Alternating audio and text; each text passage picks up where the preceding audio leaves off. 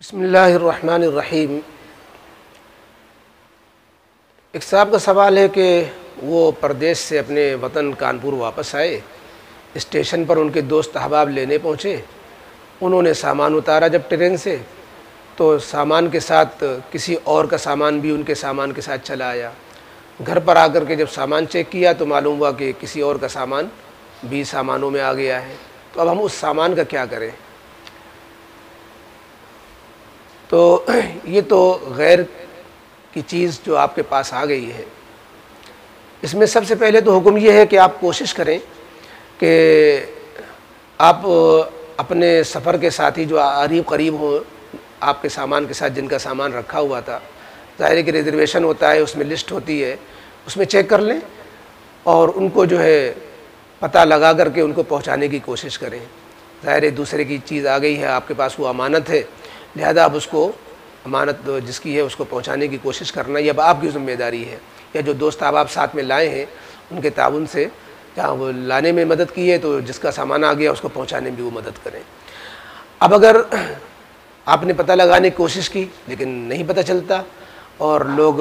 نہیں پہنچ پا رہے ہیں آپ مالک تک جس کا سامان ہے اس تک، تو پھر ایسی صورت میں آپ کے لیے مسئلہ یہ ہے کہ یہ سامان لقطہ کے حکم میں ہے۔ لقطہ معنی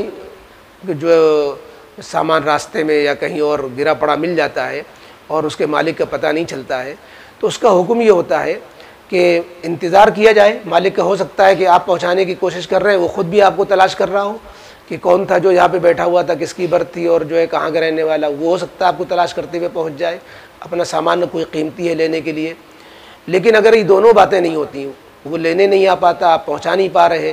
تو اب ایسی صورت میں یہ سامان لقطہ کے حکم میں ہے۔ اس کا حکم یہ ہوتا ہے ایسے سامانوں کا جو لاپتہ سامان ہاتھ آ جائے اور پتہ نہ چل سکے مالک کا، تو اس میں اگر آپ خود غریب ہیں تو خود استعمال کر سکتے ہیں، اگر آپ غریب نہیں ہیں تو آپ جو ہے اس کو پھر صدقہ کرنا لازم ہے۔ صدقہ کر دیں، اور صدقہ کرنے میں اس نیت سے صدقہ کریں کہ جس کا یہ سامان ہے ہم اس کی طرف سے صدقہ کر رہے ہیں۔ اب چونکہ اس نے اجازت تو دی نہیں صدقہ کرنے کی، اگر آئندہ کبھی آپ کا اس کا سامنا ہو جائے، ملاقات ہو جائے، پتہ چل جائے، وہ سامان کا مطالبہ کرے تو یہ صدقہ آپ کی طرف سے ہوگا، آپ خود بھی تو مالدار ہیں، لہذا یہ صدقہ آپ کی طرف سے ہو جائے گا اور اس کے امانت کی تاوان اور سامان کی قیمت اب آپ کو دینا لازم ہوگی۔ ہاں اگر وہ کہتا ہے کہ آپ نے صدقہ کر دیا، اچھا کیا، تو پھر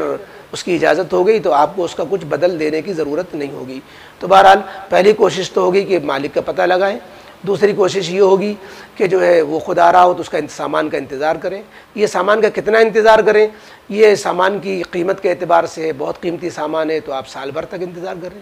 معمولی قیمت کا ہے آپ مہینے بھر انتظار کریں، بالکل ہی معمولی ہے ہفتہ 10 دن انتظار کر لیں،